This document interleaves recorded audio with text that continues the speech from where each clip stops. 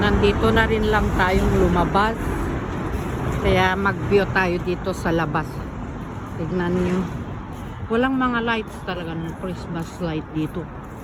Ayan. Natatakot lang ako ba malaglag ng aking camera. Kasi yan, malalim na ilog yan.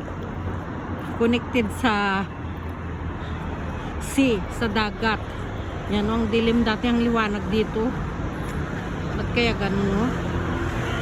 Wala na. Nagtipid na sila ng mga lights. Ayun, yung mall. Yan. Doon. Yan, may mga tanim sa taas. So, yung building, may mga tanim na kahoy. Ito yung ilog, malalim, ang lalim. Wala nang ilaw.